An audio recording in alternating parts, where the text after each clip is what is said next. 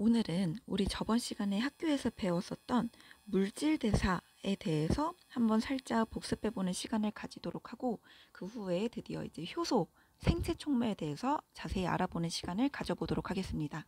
자, 우선 물질 대사에 대해서 다시 떠올려 보도록 할게요. 물질 대사란 우리 몸, 생체 내에서 일어나는 모든 화학 반응이라고 했고요. 화학 반응이라고 하면 쉽게 말해서 합성 또는 분해, 물질이 합성되거나 물질이 분해되는 모든 반응들을 화학 반응이라고 했어요. 이 화학 반응들이 우리 몸 안에서 일어나는 것을 물질 대사라고 했었습니다. 자, 먼저 합성부터 보면, 합성은 다른 말로 동화작용이라고 또 부르기도 했고요. 동화작용. 자, 이러한 동화작용은 작은 저분자들이 모여서 고분자가 되는 작용이라고 했고, 이렇게 저분자가 고분자로 모일 때 에너지가 필요하다라고 했어요. 그렇기 때문에 에너지가 흡수되는 반응이므로 흡열 반응이다 라고도 했었습니다. 자, 이러한 특징들을 모아서 그래프로 표현을 해보면 어떻게 된다고 했냐면, 이런 식으로 반응이 진행이 됨에 따라 에너지의 크기가 어떻게 변할까? E는 에너지를 뜻하고, 이렇게 에너지의 크기가 어떻게 변하나 봤더니, 반응물이 있었을 때 반응 전 반응물의 에너지 크기는 이 정도의 크기였다. 근데 점점 흡열 반응, 에너지를 흡수하게 되니까 나중에 생성되는 생성물은 더 에너지가 커져 있는 이런 그래프를 나타내게 된다고 했었죠. 자, 그럼 반대로 이제 분해를 보겠습니다. 분해는 이제 반대로만 나타내면 된다고 했죠. 분해는 이제 이화작용이라고도 한다고 했고요. 이화작용. 그리고 얘는 이제 이렇게 원래 고분자였던 물질들이 쪼개지기 시작한다는, 분해되는 것이기 때문에 이게 분해되면서 아까 들어갔던 에너지들 있죠. 이 에너지들이 이제 자유의 몸이 되면서 에너지가 방출되게 된다라고 했었어요. 자, 그렇기 때문에 에너지가 다시 나오니까 이건 발열 반응이다 라고 했었습니다. 발열 반응. 자, 그래서 이것도 그래프로 나타내 보면 어떻게 되냐. 여기도 마찬가지로 에너지 크기, X축은 반응 진행, 이렇게 반응이 진행되는 방향이라고 했을 때, 자, 처음에 반응물, 고분자였던 반응물은 에너지가 컸어요. 근데 점점 반응이 진행됨에 따라 에너지가 방출되니까 나중에 생성되는 생성물의 에너지 크기는 반응물보다 에너지 크기가 작아져 있겠죠. 이런 식으로 합성과 분해의 특징들을 정리해 볼 수 있다고 했었습니다. 자, 근데 이렇게 합성과 분해가 일어날 때 그냥 단순하게 이렇게 바로 에너지를 이 정도만 흡수를 하고 이 정도만 방출을 해서 바로바로 진행이 되는 게 아니라 실제로 반응이 일어날 때는 이런 식으로 충분한 에너지가 주어져야만 반응이 진행될 수 있습니다. 발열 반응도 마찬가지로 충분한 에너지가 주어졌을 때 비로소 이렇게 반응이 일어날 수 있더라. 자, 이런 식으로 반응이 진행되기 위해서 필요한 최소한의 에너지를 뭐라고 한다고 했죠? 자, 여기에서 이렇게 우리가 반응이 일어나기 위해 필요한, 이 언덕을 넘어가기 위해 필요한 에너지를 활성화 에너지라고 한다고 했어요. 활성화 에너지. 여기도 언덕을 넘어가기 위한 에너지. 여기도 이제 활성화 에너지. 그쵸? 근데 우리 여기서 이제 헷갈리면 안 되는 게 뭐라고 했죠? 이 생성물과 반응물의 에너지 차이는 반응열이라고 다른 개념이 있어요. 자, 여기도 반응물과 생성물의 차이. 이거는 반응열. 자, 그래서 우리는 활성화 에너지와 반응열을 헷갈리면 안 된다 라고 했었습니다. 자, 이렇게 여기까지 이렇게 알아두면 물질 대사에 대한 특징들은 다 알아본 거고요. 자, 그 다음에 이제 나오는 개념이 뭐다? 이제 효소에 대해서 알아보겠습니다. 자, 효소.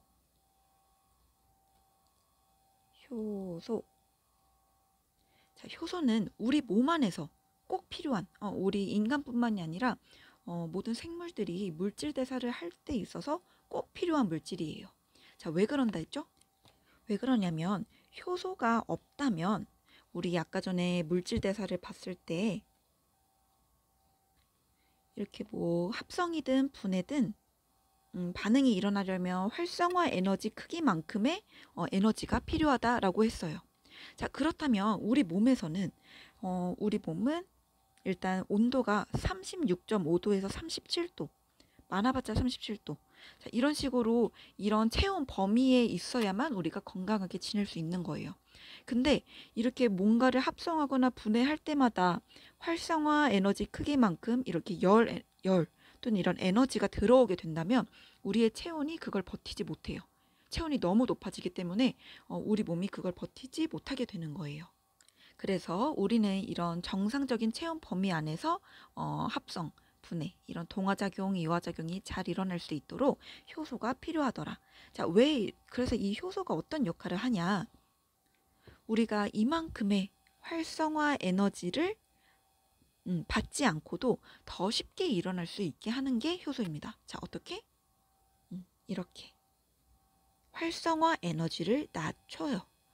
효소의 특징은 이렇게 활성화 에너지에 이렇게 높이를 낮춥니다. 언덕을 깎아주는 거야.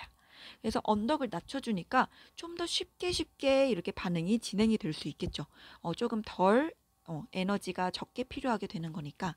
그래서 언덕을 낮춰서 반응을 쉽게 일어나게 한다. 자, 언덕을 낮춘다는 게 무슨 의미일까요? 자, 여기서 언덕을 낮추면 낮아지는 건 반응열이 아니라, 그죠? 반응열은 변화 없어요. 생성물 반응물의 차이니까. 여기서 변하는 건 활성화 에너지의 크기입니다. 그죠? 언덕을 넘어가기 위한 에너지였으니까 언덕이 낮아지면 활성화 에너지가 낮아지게 되는 거예요. 여기까지 이해되나요? 자, 활성화 에너지가 낮아진다. 이로써 반응이 더 쉽게 일어날 수 있는 거예요. 더 빠른 속도로 반응이 빨라져 반응이 더 쉽게 일어날 수 있도록 한다. 이게 바로 효소의 특징입니다. 자, 어떻게 활성화 에너지를 낮춰서 우리의 체온 범위 내에서 반응이 쉽게 일어날 수 있도록. 이해되나요?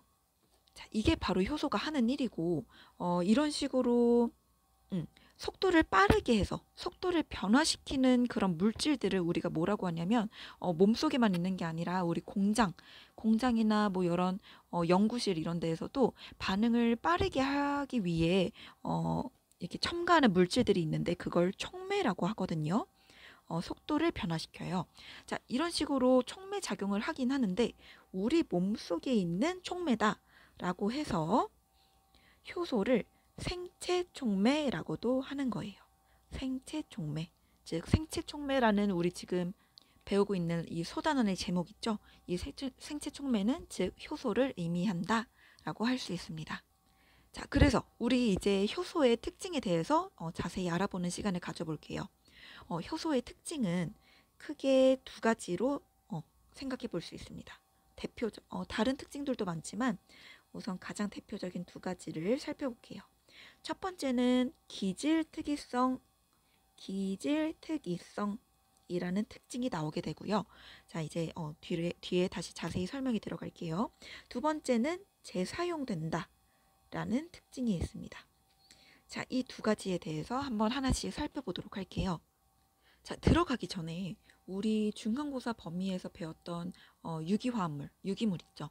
탄수화물, 단백질, 지질, 핵산 이것들을 배웠었는데 그때 우리 단백질 파트 배우면서 단백질의 대표적인 예시라고 하며 호효항해라고 했던 거 기억나나요?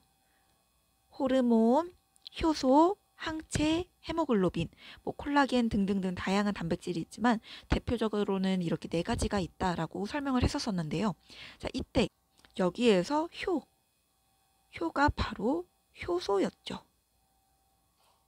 자, 그래서 우리가 지금 배우고 있는 효소의 주성분은 바로 단백질입니다.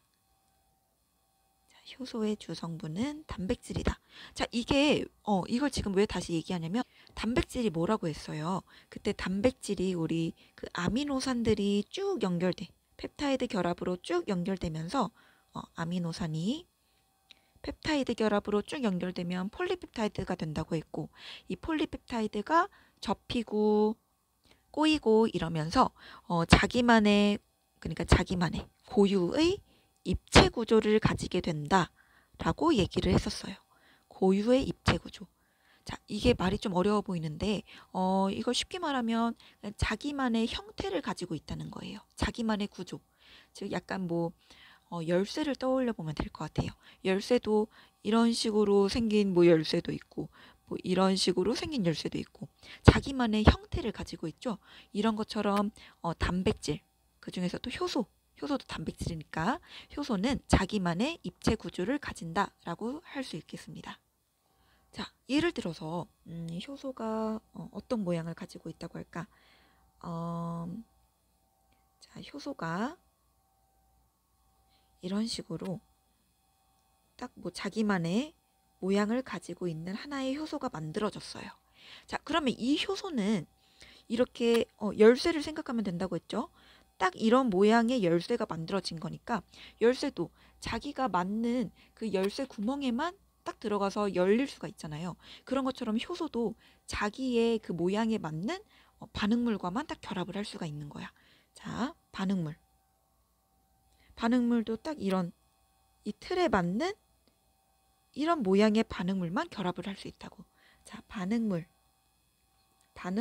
다른 말로 기질이라고도 합니다. 자, 이렇게 효소는 자기의 모양과 맞는 기질이랑만 결합을 할 수 있는 거야. 자, 여기에만 이렇게 결합을 할 수 있다. 이거를 바로 조금 전에 말한 기질특이성이라는 거예요. 자, 이 기질특이성 있지. 자, 이 특징이 바로 기질특이성이다. 이해되나요? 그러니까 기질이 효소에는 아무거나 붙을 수 있는 게 아니라 자기 모양에 맞는, 자기 구조에 맞는 기질과만 특이적으로 결합할 수 있다는 거야. 이해되죠? 기질특이성.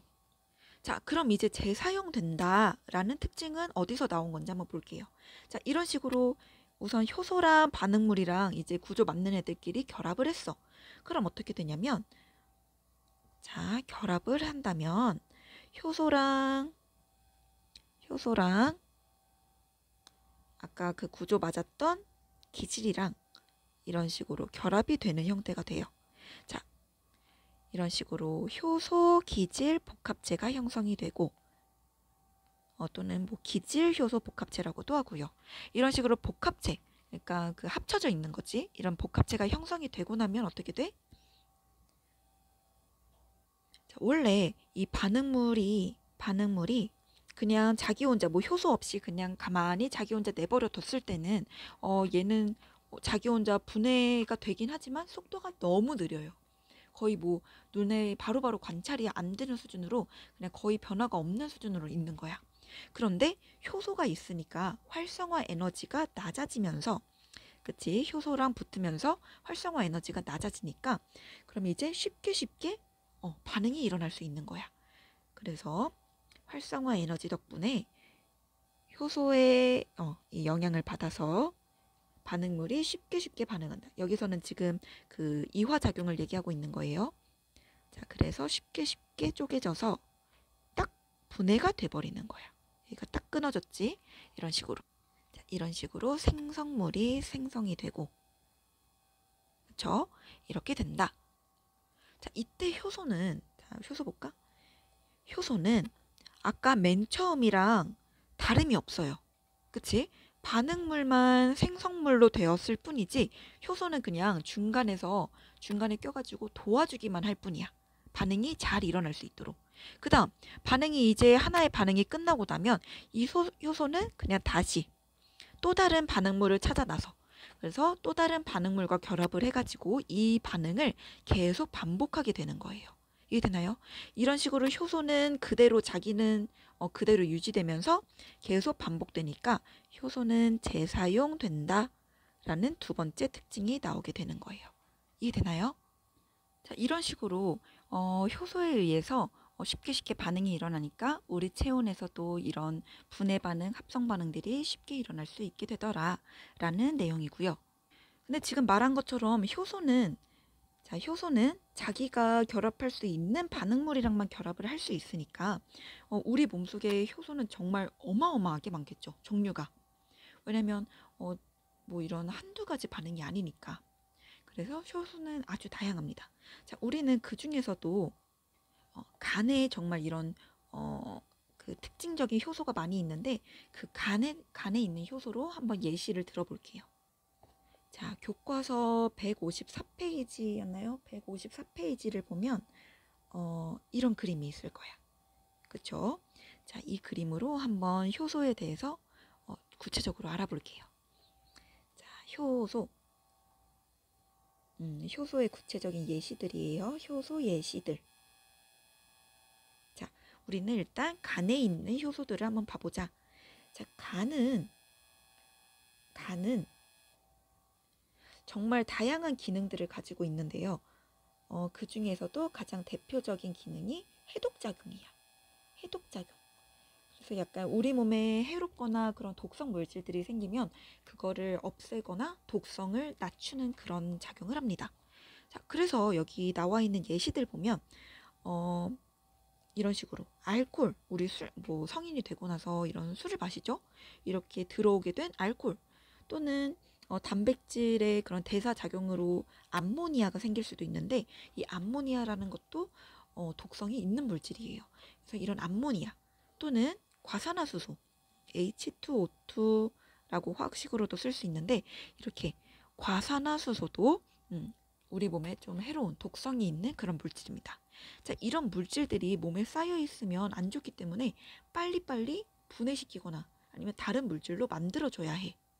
자, 그러기 위해서 이제 빨리빨리 돼야 되니까 있는 게 뭐 알코올 분해 효소 또는 암모니아를 요소로 만드는 요소 합성 효소 또는 과산화수소를 분해하는 카탈레이스라는 다양한 효소들이 존재하는 거예요.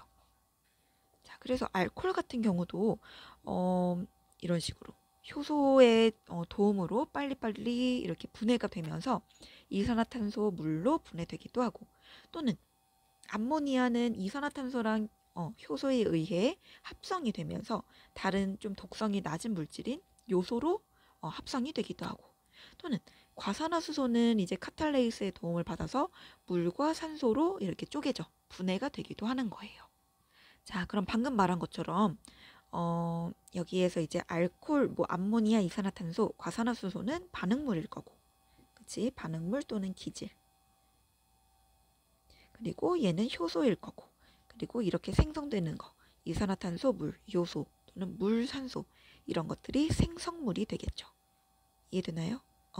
조금 전에 위에서 본 거 이렇게 반응물, 효소, 이 효소 그리고 생성물 이것들을 구체적인 예시로 한번 살펴보고 있는 거예요.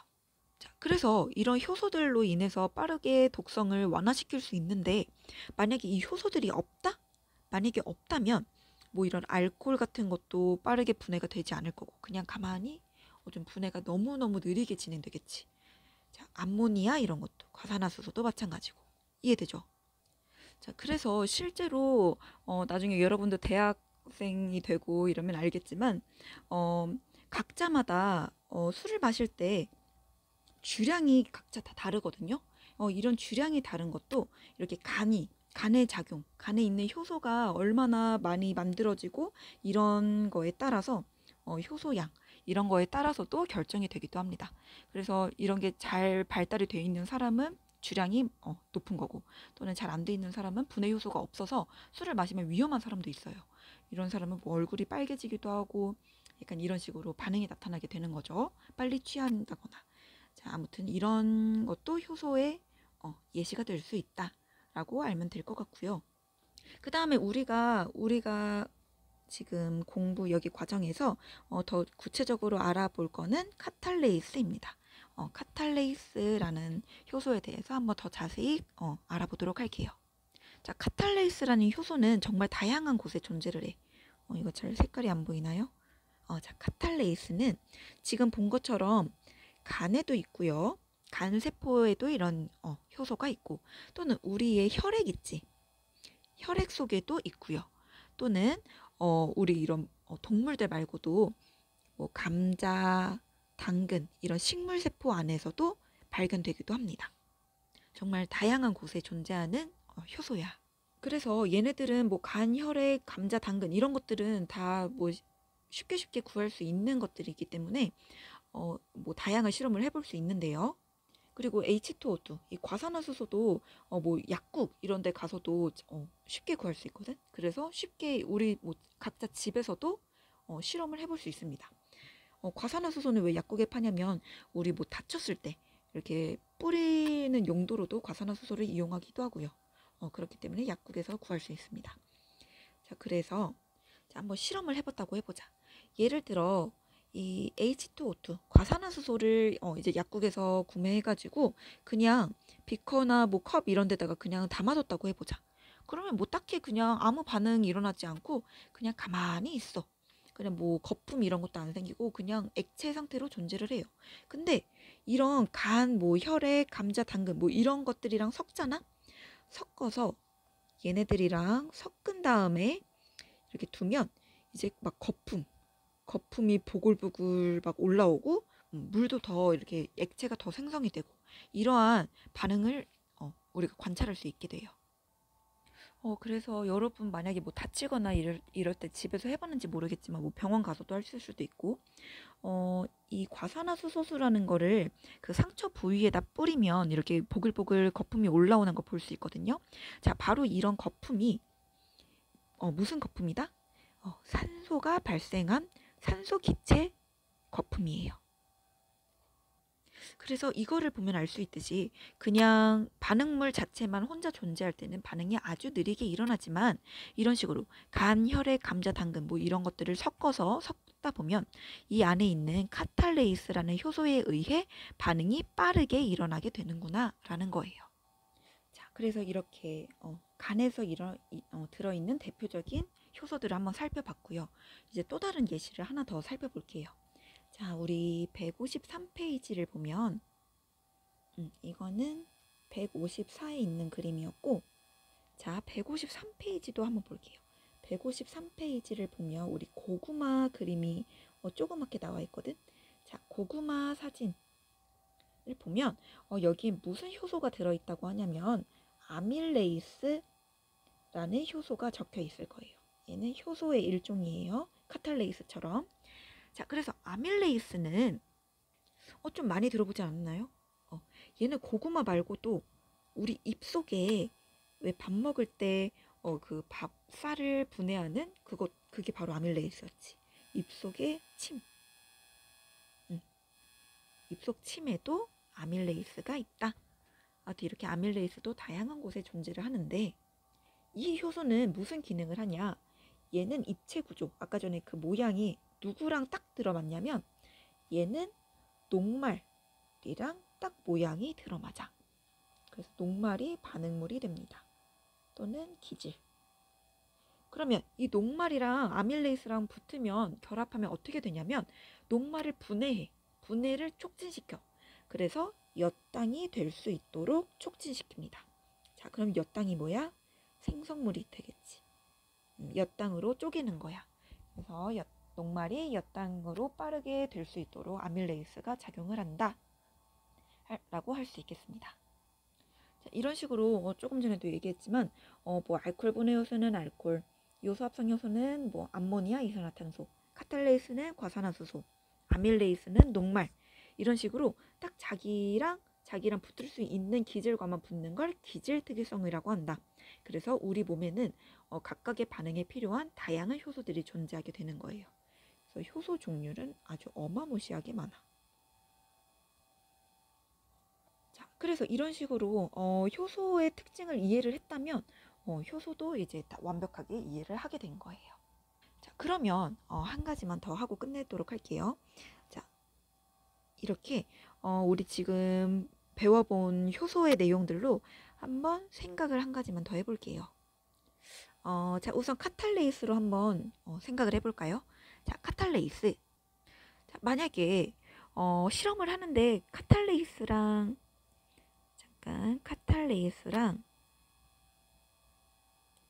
카탈레이스랑 과산화수소를 같이 넣어줬다 라고 해볼게요. 자, 이렇게 넣어준다고 했을 때 넣어주면 어떻게 될까? 카탈레이스랑 과산화수소랑 그 입체 구조가 딱 들어맞으니까 결합하면서 분해를 시키겠지. 과산화수소를 촉진시키겠지. 분해 촉진.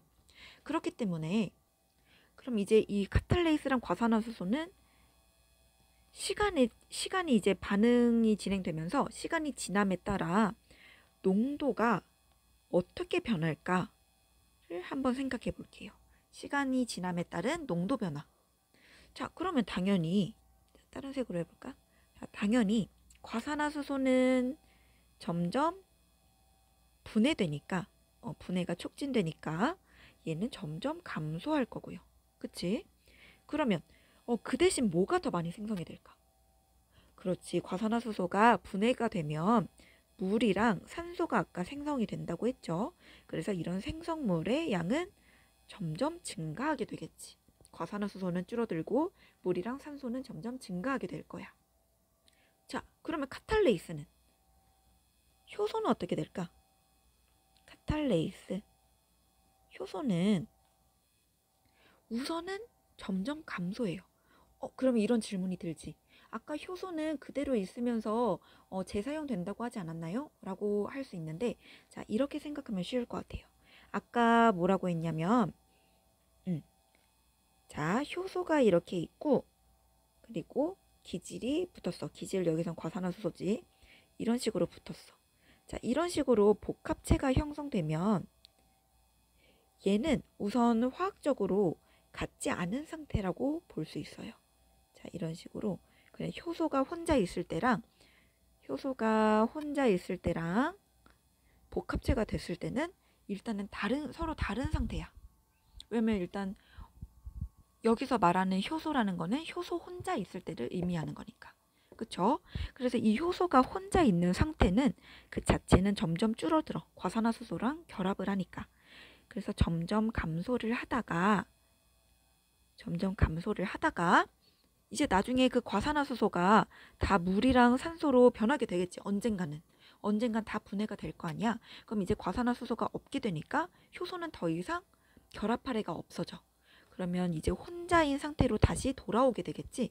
그래서 다시 증가해서 되돌아오게 되는 거예요. 맨 처음 양으로. 이해돼요? 그래서 농도는 점점 줄어들다가 이제 과산화수소가 이제 거의 다 써갈 쯤에는 다시 효소가 원래의 농도로 되돌아오게 되는 거지. 이해돼요? 자, 이게 헷갈릴 수 있으니까 한 가지 예시만 다시 더 들어볼게. 자, 이게 카탈레이스 과산화수소를 넣었을 때고, 그러면 예를 들면 아까 위에서 봤던 것처럼 한번 뭐였지? 그치, 이 아밀레이스로 한번 얘기를 해봅시다. 자, 아밀레이스랑 녹말, 반응물인 녹말을 같이 넣어줬다고 했을 때, 자, 그러면 시간이 지나면서 농도가 어떻게 되냐? 녹말 같은 경우는 점점 줄어들겠지. 계속 분해가 될 테니까. 자, 그러면 분해돼서 생성되는 게 뭐야? 엿당이라고 했죠. 그래서 엿당은 점점 증가하게 될 거고, 그럼 아밀레이스는 조금 전에 본 것처럼 감소하다가 녹말이랑 복합체를 형성하면서 점점 효소 혼자 있는 그 자체는 적어지다가 나중에 녹말이 다 써갈 쯤에는 이제 혼자 있는 그 상태로 다시 돌아오게 되더라. 그래서 다시 원래의 농도로 되돌아오더라. 이해되나요? 자, 이런 식으로 정리를 해볼 수 있습니다. 그러니까 이거를 그냥 쉽게 정리를 해보면 반응물, 녹말, 과산화수소 이런 것처럼 반응물 또는 기질은 효소랑 같이 있을 때 점점 농도가 감소하고, 생성물은 이제 반응물이 분해되거나 합성되면서 사라지며 생성이 되는 거니까 생성물은 점점 증가할 거고, 또 효소는 그 효소 혼자 존재하는 걸 의미해요. 그래서 효소 그 자체는 점점 감소하다가 결국 재사용이 되는 거니까 다시 원래 그 상태로 돌아오게 된다. 점점 감소하다가 다시 그 원래 농도 상태로 돌아온다. 왜냐면 효소는 그 반응이 일어날 때 그 효소 자체가 뭐 끊어지거나 합성되거나 되는 게 아니니까. 이해되죠? 자, 그래서 이렇게 되더라는 겁니다. 자, 이렇게 물질 대사와 효소에 대해서 이제 이 정도 알면 완벽하게 알았다고 할 수 있고요. 자, 그러면 이제 설명은 다 끝났고 한번 교과서 내용으로 다시 한번 살짝 복습을 하고 끝내보도록 할게요. 자, 교과서 152페이지 한번 볼까요? 자, 152페이지. 152페이지 보면 이제 여기에서 나와 있듯이 우리 물질대사, 효소 이런 거에 대해서 봤고요. 효소는 다른 말로 생체촉매라고 할 수 있다 라고 했습니다. 자, 그래서 들어가기 여기 보면 우리 간간이 어떤 사람이 있냐면 우유를 잘 못 먹는 사람이 있어요. 지금 듣고 있는 친구들 중에도 있을 것 같아. 그래서 우유를 가끔 소화를 못하는 친구들이 있는데 바로 이런 식으로 소화를 못하는 친구들이 왜 그러냐. 자, 우유를 마셨을 때 소화가 잘 안 되는 사람들은 몸속에 젖당을 분해하는 소화 요소가 부족하기 때문이에요. 그냥 뭐 따로 문제가 있는 게 아니라 그냥 이 효소가 부족하기 때문인 거야. 그래서 빠르게 분해가 되지 못해서 뭐 흡수가 되지 못하니까 꾸룩꾸룩거리다가 소화가 안 돼서 배가 아프게 되는 거지. 그래서 이런 것처럼 효소의 역할은 생명체 내에서 일어나는 화학 반응을 빠르게 일어나도록 하는 반응인 거죠. 우유를 빠르게 분해시키는 거야. 우유 속의 젖당을. 이해되나요? 그런 의미고요. 자, 그 다음에 이제 글 나오는 내용들은 우리 오늘 필기로 같이 살펴본 내용들이니까 같이 각자 한번 읽어보면 될 것 같고 자, 밑에 다음 페이지 154페이지의 해보기를 바로 한번 같이 보도록 할게요. 자, 해보기 봅시다. 해보기 아까 우리 봤었던 간 그림이죠. 자, 이 간에 있는 여러 효소들을 한번 본 거예요. 자, 효소에 의해 조절되는 물질대사의 일부를 나타낸 것이다. 자, 그래서 우리 조금 전에 다 본 거니까 빠르게 넘어가고 바로 문제를 한번 봐볼게요. 문제를 보니까 공장에서는 요소라는 것을 만들 때 높은 열이 있어야만 만들어질 수 있어. 근데 사람은 어때? 사람의 간세포에서는 우리 뭐 36.5도 이렇게 낮은 체온 범위에서도 요소가 만들어지더라는 거야. 자, 그 이유는 뭘까라고 했더니 그 이유가 뭐예요? 바로 효소 때문이었지. 그치? 간세포에 있는 효소, 그 중에서도 요소랑 결합하는 애니까 요소 합성 효소. 그치? 요소를 만들어내는 효소. 그래서 요소의 합성 효소가 있기 때문에 활성화 에너지를 낮추어서 체온 범위의 낮은 온도에서도 요소를 생성할 수 있더라라는 거예요. 이해되죠? 자, 이거는 영상 수업이니까 여러분이 정지를 눌러가지고 쓰고 넘어가면 좋을 것 같아요. 자, 일단 빠르게 넘어가 볼게요. 자, 두 번째 문제. 두 번째는 과산화수소수가 들어있는 삼각 플라스크에 아까 말한 대로 그 과산화수소를 넣고 그 다음에 생간, 그러니까 간을 넣은 거야. 간세포. 그랬더니 거품이 발생하더래. 그 이유는 뭘까? 라고 했더니 이것도 우리 조금 전에 본 거니까 한번 빨리 보도록 할게요. 과산화수소에 H2O2에 생간을 넣었더니 거품이 생겨. 그 이유는 소의 생간에는 카탈레이스가 있어요. 인간의 간뿐만이 아니라 이런 다양한 동물들 간에도 있어. 그래서 카탈레이스가 있기 때문에 이렇게 과산화수소랑 섞으면 분해가 빨라져서 이런 산소가 발생이 빨라지기 때문에 그 거품이 부글부글 올라오게 되는 거죠. 그렇죠? 자, 이렇게 쓰면 될 것 같고요. 넘어가서 자, 이제 이 그림을 한번 봅시다. 카탈레이스는 아까 뭐라 했냐면 과산화수소를 분해하는 효소라고 했어요. 그 말은 뭐야? 카탈레이스에는 그 자기의 입체 구조가 과산화수소랑만 맞는다는 거지. 이걸 뭐라 했지? 기질특이성이라고 했죠. 자기랑 맞는 기질과만 특이적으로 결합을 한다. 기질특이성. 자, 그렇기 때문에 여기 보이죠? 이렇게 여기 이렇게 모양이 딱 들어맞잖아. 자, 이런 기질특이성이 있어. 근데 알코올은 어때?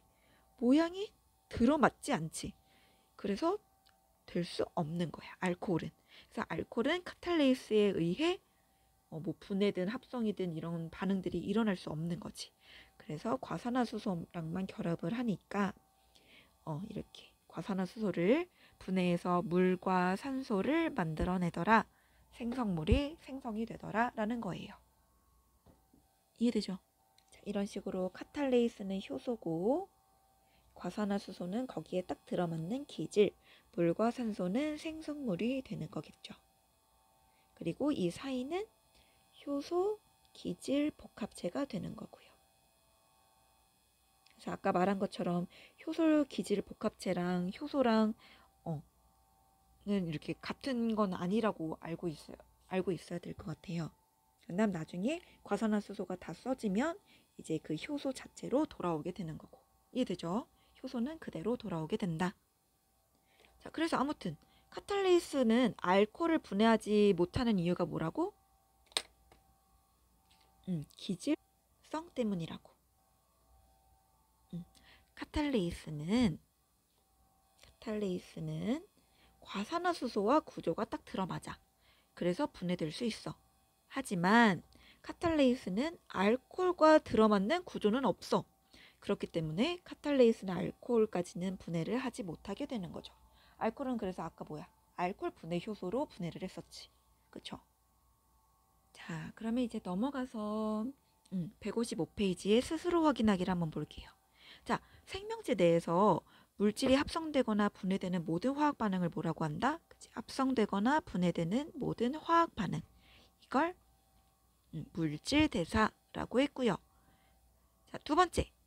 물질 대사에서 효소가 없을 때보다 있을 때 반응이 더 빨리 일어나는 까닭은 뭐 때문이다?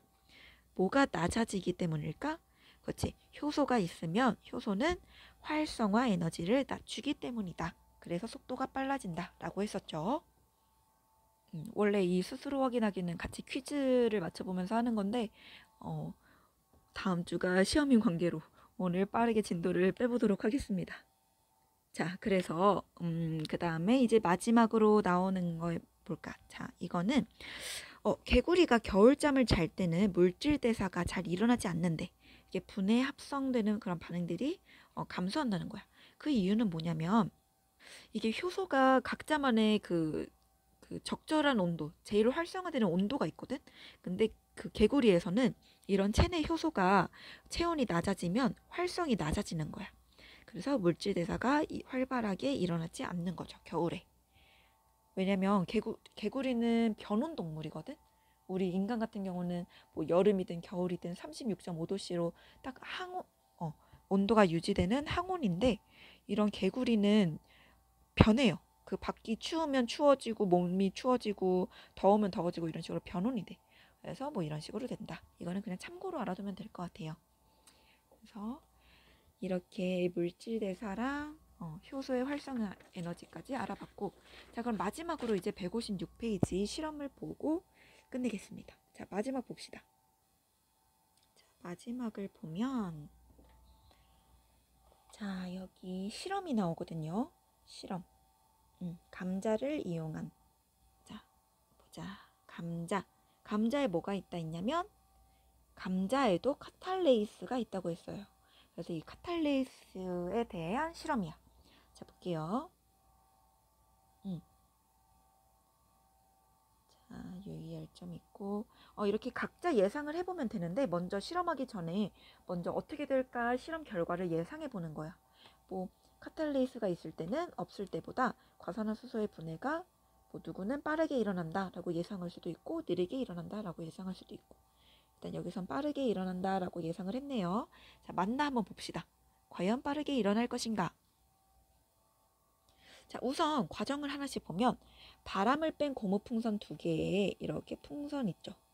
이렇게 풍선 2개에 이렇게 풍선 그림이 이상한데 아무튼 이렇게 풍선 2개에 각각의 1cm 간격으로 2개의 점을 그려보자는 거야. 이런 식으로.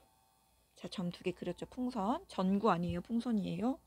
그리고 그 다음에 이제 감자를 강판에 갈아서 감자즙을 만들었대.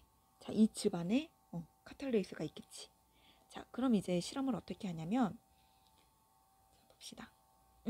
과산화수소를 우선 삼각 플라스크 A, B에 넣어보자. 자, 이렇게 플라스크가 있어요. A, B 플라스크에다가 일단 100ml씩 H2O2 과산화수소를 넣은 거야. 이렇게. H2O2 똑같이 100ml씩 넣은 후에 어떻게? 하나 A에는 증류수를, B에는 감자즙을 넣었대. A에는 증류수, 그러니까 물을 넣은 거고, B에는 감자즙, 아까 갈았던 거 있지? 그 감자즙을 10ml씩 넣어준 거야. 자, 그런 다음에 섞었어. 그러면 어떻게 될까? 이런 실험입니다. 자, 그 다음 이 아까 삼각 플라스크에다가 어떻게 했어? 입구에다가 고무풍선, 아까 그 점 찍어둔 고무풍선을 각자 끼우고, 이렇게 하나씩, 여기 밑에 그림 볼까? 여기 이렇게 끼웠지. 끼운 후에 두 점 사이의 거리를 나중에 이제 측정을 해보자 라는 거예요. 근데 여기 그림에 나와 있는 것처럼, 아이고야, 나와 있는 것처럼 하나는 뭐 그냥 그대로 기체가 따로 들어있지 않고, 하나는 빵빵하게 올라와 있네. 자, 어떤 각각 A랑 B 중에 뭔지 한번 살펴보도록 할게요. 자, 봅시다. 결과를 봤더니, 자, A랑 B 둘 다 맨 처음에는 1cm씩 그 아까 이렇게 풍선에 1cm씩 이렇게 점이 이렇게 있었지. 근데 일정 시간이 지나고 났더니 A는 그대로 1cm였고요. B는 1.3cm로 조금 그 틈이, 그 사이가 벌어지게 된 거지. 이해돼요? 이런 식으로 왜 벌어졌을까? 풍선이 부풀어 올랐을 테니까. 이렇게 부풀어 오른 거야. 그럼 멀어지겠지. 이런 식으로 됐다는 겁니다. 자, 왜 그런지 한번 문제를 보도록 할게요. 자, 고무풍선이 B에서 부풀어 오른 이유는 뭘까? 과산화수소 분해로 기체가 발생됐기 때문이겠지. 기체로 이렇게 부풀어 오를 테니까 기체가 발생했기 때문이다. 근데 그 기체는 무슨 기체다? 우리 아까 알았듯이 산소 기체인 것을 알 수 있죠. 자, 이게 그냥 기체라는 것만 알 수 있어. 사실 이 실험에서는 이 산소냐 뭐 이산화탄소냐 이거는 모르는데, 이건 나중에 다른 실험을 통해서 다시 한번 확실하게 할 수 있는 그런 과정이 있는데, 여기서는 생략된 거예요. 이거는 그냥 참고로 알아두면 되는데 몰라도 돼요. 자, 산소라는 거는 어떻게 알 수 있을까? 이 산소는 우리 그 이렇게 성냥불 혹시 켜봤어? 아니면 그 화재 일어날 때, 불이 날 때 필요한 조건 중에 가장 중요한 게 뭐냐면 산소가 있어야 되거든요. 그래서 왜 우리 그 소방관 아저씨들이 그 불 끌 때 막 이렇게 소화기로 끄잖아. 그 가루가 기능이 뭐냐면 산소를 차단하는 기능이야. 산소가 더 이상 접근을 못하게. 그래서 불씨를 줄이는 기능을 하거든. 그래서 그 우리 성냥불에다가, 자, 성냥불에다가 왜 이렇게 돼 있는 성냥 있지? 그 성냥에다가 불을 붙인 다음에 그 불을 후 불어서 꺼버려. 그럼 살짝 불씨가 조금 남아있거든. 불은 꺼져 있고. 그럼 이 불씨가 조금 꺼져가는 성냥을 그 풍선, 부풀어 오른 그 풍선을 빼가지고 거기 앞에다가 이렇게 갖다 대. 갖다 대면 이제 그 기체가 나오면서 불씨가 살아나요. 자, 이런 실험을 또 한번 거치면, 지금 풍선 안에 들어있는 기체는 산소구나. 이거를 우리가 알 수 있는 거예요. 자, 이 실험은 나중에 시간이 되면 영상을 예전에 선생님이 했던 게 있는데 그거를 보여주도록 하겠습니다. 자, 아무튼 이런 식으로 산소 기체가 발생한다는 걸 우리는 알게 되었고요. 자, 그래서 이렇게 비에서만 산소 기체가 발생한 이유는 뭐다? 자, 두 번째. 자, 이렇게 비에서 반응이 빠르게 일어난 거는 비에 넣어준 그 감자즙 속에 카탈레이스가 있기 때문에 과산화수소의 활성화 에너지가 낮아지게 되겠죠. 그래서 반응이 촉진되게 되니까, 반응이 빨라지게 되니까 비에서 산소가 부글부글 나오게 되면서 풍선이 부풀어 오른 거죠. 자, 이렇게 정리를 하면 되겠고요. 자, 그 다음 이제 마지막 문제 볼까요? 마지막. 자, 그 다음. 그래서 이 실험 결과로 맨 처음에 아까 예상했던 거 있지. 카탈레이스는 과산화수소의 분해를 빠르게 일어난다라고 예상을 했었잖아. 자, 그래서 이런 식으로 분해를 촉진한다라는 결론을 내릴 수 있는가? 하면 답이 뭐죠? 맞지.